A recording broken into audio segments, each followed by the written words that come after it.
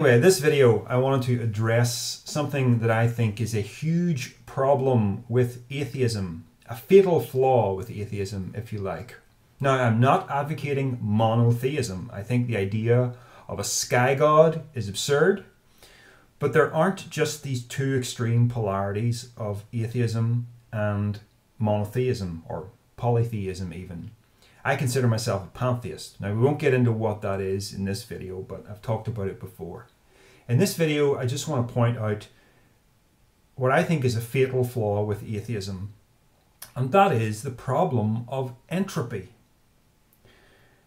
Entropy always increases in a closed system, and entropy is the tendency towards disorder. Okay? If you mix Coca-Cola and Fanta, you're never getting the two separated again. Why am I endorsing these terrible toxic drinks? Don't drink that stuff, okay? It's bad for you. Entropy is the reason why the Egyptian pyramids are all crumbling today, whereas in the beginning they would have looked perfect.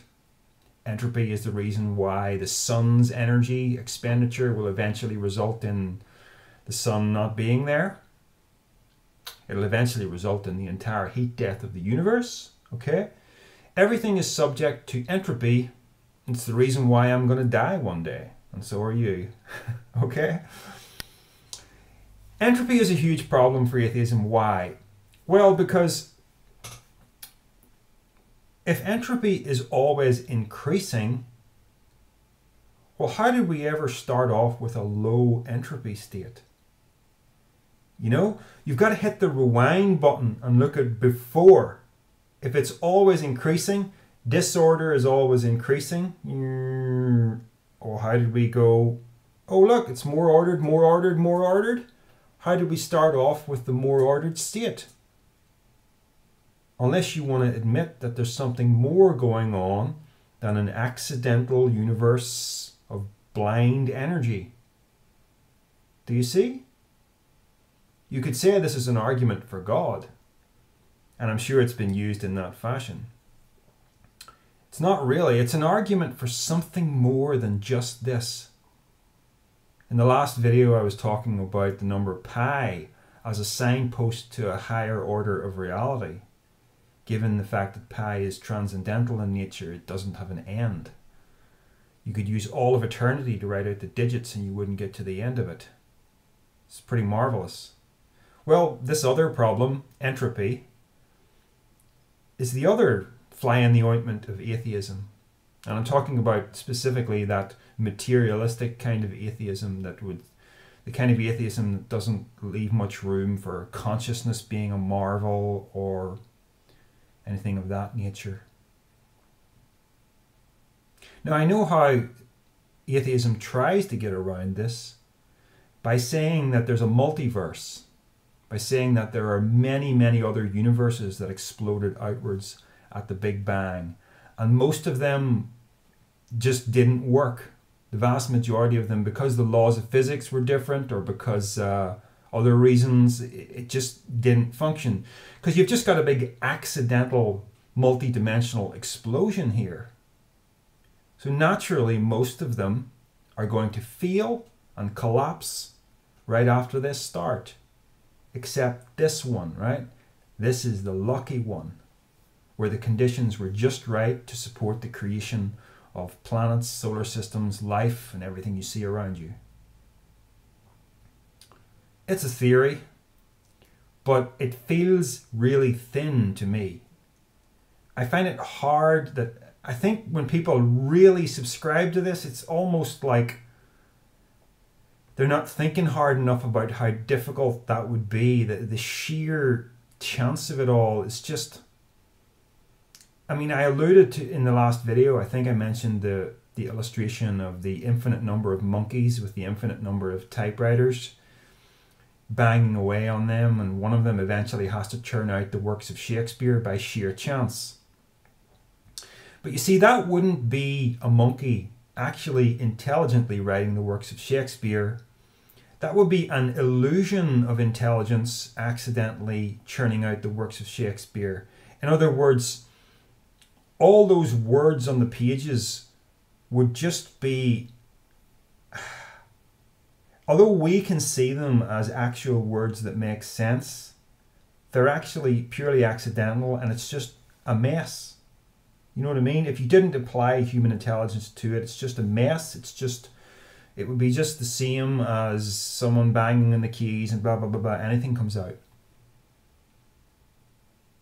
So, this idea that there's a multiverse and one of them just happened to work out exactly right, it's almost like the low entropy state at the beginning of the universe, that is the high ordered state at the beginning of the universe, isn't truly a high ordered state.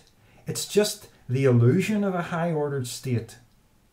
The accident of an apparently high ordered state. And here we are. I don't buy it. I think it makes much more sense to say that there is a higher order of reality, especially when we have numbers like pi that are signposts to it. A higher order of reality that transcends causality itself, and that's why you can't understand it. That's why it's a mistake to conceptualize it as a knowable God who is a character, like the idiot in the Bible. You see? And I think people are maybe afraid to think about it in that way because they're just thinking in polarities, thinking it's either going to be a God in the traditional sense or a purely accidental universe. There's middle ground here, and the middle ground is the most rational position. That this isn't an accident. That this is, dare I say, orchestrated. That's an awkward term to use because orchestration is the idea of somebody doing something, and I'm not alluding to a personal God. I'm just alluding to an impenetrably mysterious ground of being that is the ground of being for my existence, your existence, for everything else. And I trust that that is real, and I trust that it is essentially why I'm here. It expresses itself as this character, and it expresses itself as that character, you, right? So anyway, I'm just bringing this up as a point of discussion. I don't get the aversion to something beyond this. I think even there might be a kind of hubris in the atheist position in that, we're heading for the theory of everything, we're gonna get there, as if the universe should somehow bow down to the limits of human cognition. Does it bow down to the limits of goldfish cognition? No. A goldfish can't understand something like quantum mechanics equations the way a human can, right? So a goldfish has limits. So what makes you think a human being doesn't have limits? Of course we have limits. We're just another strand of evolution. You see? We're not going to understand this, and we're not privy to the whole story, and the whole story transcends causality itself. This seems clear to me. Not atheism. This is why I subscribe to pantheism, because I see the divine in everything. Concealed, but there. Okay, folks, just some food for thought.